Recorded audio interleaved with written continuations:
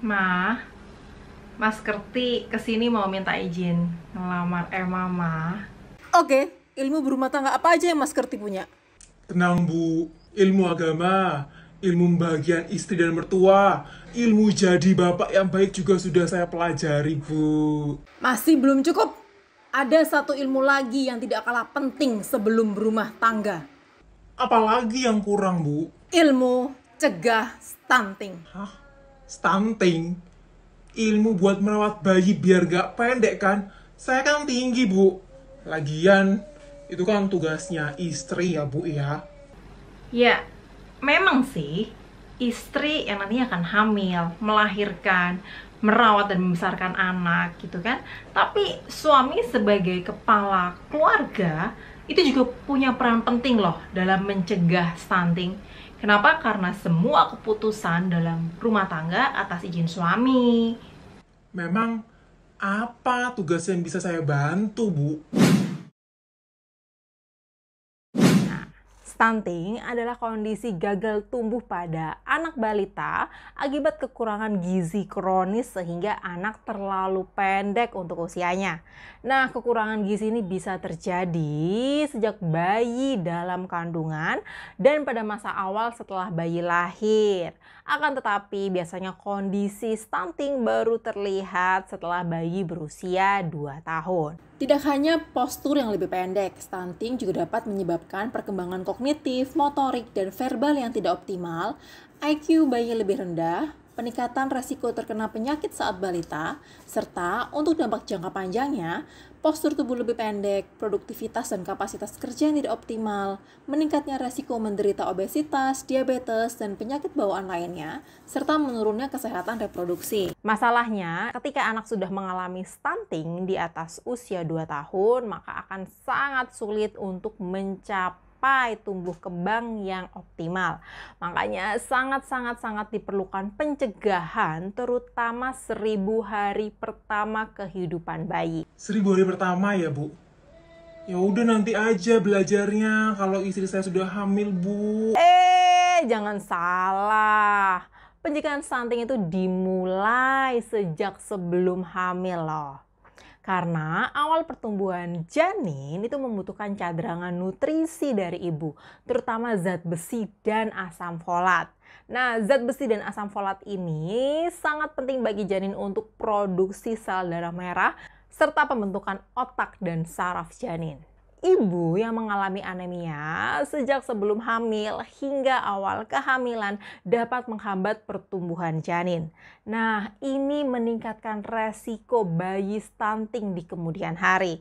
Karena itu sangat penting sekali untuk menjaga berat badan ibu jangan sampai kurang, periksa kondisi tubuhnya jangan sampai anemia, terutama setelah menstruasi, serta jangan lupa memberikan tablet penambah darah yang mengandung zat besi dan asam folat untuk mencukupi kebutuhan nutrisi ibu dalam mempersiapkan kehamilan. Saat istri hamil, apa yang bisa saya bantu Bu? Jadilah suami yang siaga, siap antar jaga. Pastikan istri hamil di usia yang matang di atas 20 tahun. Temani dan ingatkan istri untuk melakukan pemeriksaan antenatal care minimal 6 kali selama kehamilan, yaitu 2 kali di trimester pertama, 1 kali trimester kedua, dan 3 kali di trimester ketiga dengan minimal 2 kali ke dokter. Berikan ibu hamil nutrisi yang seimbang dan tablet penambah darah sesuai dengan dosisnya. Pastikan ibu hamil memiliki buku KIA yang terbaru dan pelajari tanda-tanda bahaya kehamilan agar dapat segera membawa ke fasilitas kesehatan jika tanda bahaya itu muncul. Jangan lupa untuk selalu jaga kesehatan ibu hamil hingga melahirkan di usia cukup bulan, yaitu 39 sampai 40 minggu. Siap Bu. Setelah bayi lahir nanti tinggal dikasih susu yang tinggi nutrisi aja kan biar nggak stunting Bu. No, salah ya. Setelah bayi lahir, pastikan mendapatkan IMD atau inisiasi menyusui dini. Inisiasi menyusui dini ini adalah proses bayi menyusu segera setelah dilahirkan. Oke, jadi bayi dibiarkan mencari puting susu ibu sendiri dan melakukan kontak kulit langsung dengan ibunya. IMD bermanfaat untuk membantu meningkatkan daya tahan tubuh bayi. Sangat membantu dalam keberlangsungan untuk pemberian ASI eksklusif dan lama menyusui.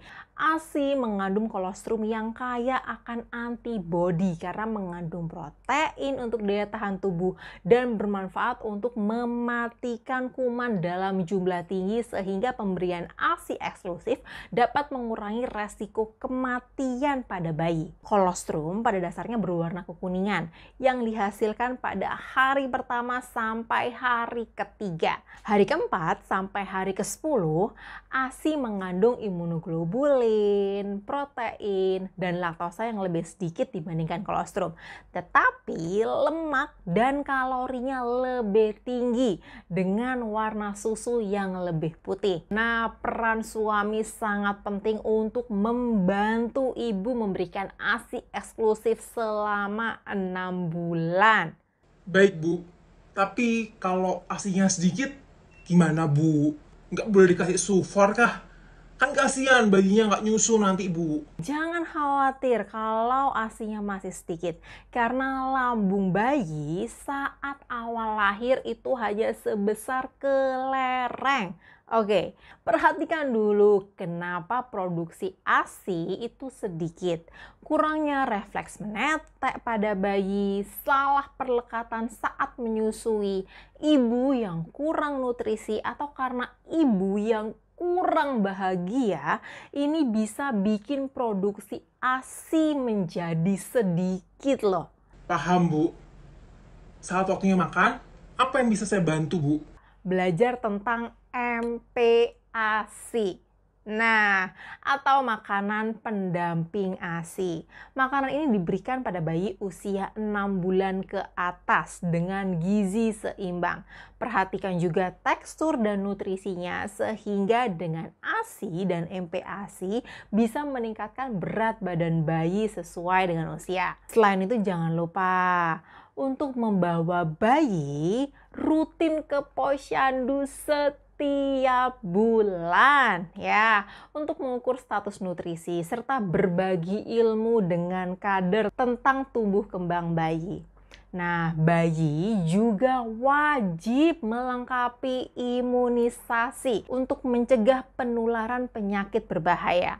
Program imunisasi ini penting diikuti sesuai usia bayi. Dengan imunisasi itu bisa meningkatkan daya tahan tubuh bayi sehingga bisa lebih sehat lagi.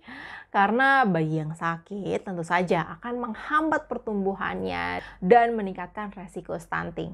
Ternyata banyak juga ya ilmu yang harus saya pelajari sebagai calon suami Bu. Masih ada lagi. Cegah stunting dengan menerapkan pola hidup bersih dan sehat. Salah satunya, menyediakan akses ke air bersih, jangan buang air besar sembarangan, jaga lingkungan agar terbebas dari asap rokok, serta lakukan kebiasaan gerakan cuci tangan pakai sabun. Cara-cara ini dapat menghindarkan kita terinfeksi penyakit berbahaya sehingga dapat menurunkan resiko kejadian stunting. Ayo bersama cegah stunting untuk generasi lebih cerdas.